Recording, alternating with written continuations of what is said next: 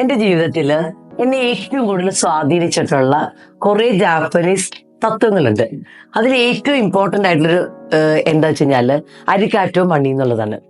എന്താണ് ജാപ്പനീസ് ആൾക്കാർ ചെയ്യണേന്ന് പറഞ്ഞാല് അവരുടെ ജീവിതത്തില് ഏത് ഒരു ക്യാഷ് അവരുടെ ജീവിതത്തിലേക്ക് കിട്ടുമ്പോൾ അവര് ആ ഒരു ക്യാഷ് കിട്ടുമ്പോൾ അവർ വളരെ ഗ്രാറ്റിറ്റ്യൂഡ് കാണിച്ചിട്ട് അവര് അരികാറ്റോ മണി ആ ഒരു നന്ദി പറയും അവര് ഈ ഒരു ക്യാഷ് കിട്ടിയതിന്.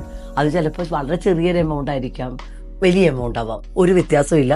ഓരോ ക്യാഷും അവരിലേക്ക് വരുമ്പോൾ അവർ ഗ്രേറ്റ്ഫുൾ ആയിട്ട് ആ ഒരു മണിയെ റെസ്പെക്റ്റോടെ നന്ദിയോടെ സ്വീകരിക്കും.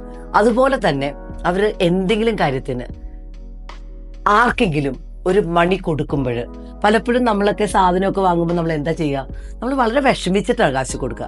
പക്ഷെ ഈ ഓരോ പ്രോഡക്റ്റും നമ്മൾ വാങ്ങുമ്പോൾ നമ്മൾ മനസ്സിലാക്കണം, നമ്മുടെ ജീവിതത്തിൽ മണി എന്ന് പറഞ്ഞു കഴിഞ്ഞാൽ എന്താണ്, എനർജിയാണ്. അപ്പോൾ ഒരു പോസിറ്റീവ് എനർജിയോടെ നമ്മളത് ട്രാൻസ്ഫോം ചെയ്യുമ്പോൾ അത് നമ്മളിലേക്ക് തിരിച്ചു വരിക ചെയ്യണം ആ എനർജി. അതുകൊണ്ട് ഏത് സർവീസ് എടുക്കുമ്പോഴും നമ്മൾ ഓൾമോസ്റ്റ് അരിഗാറ്റോ ഔട്ട്, നമ്മൾക്ക് ഈ ഒരു ബില്ല് പേ ചെയ്യാൻ പറ്റണതിന് നന്ദി എന്ന ഒരു ഭാവത്തിൽ ആ ഒരു ക്യാഷ് കൊടുക്കുമ്പോൾ ബ്ലെസ് ചെയ്ത് കൊടുത്താൽ നമ്മളിലേക്ക് ആ കാശ് കൊടുക്കുന്നത് 10 ടൈംസ് ആയിട്ട് 100 ടൈംസ് ആയിട്ട് തിരിച്ചു വരും.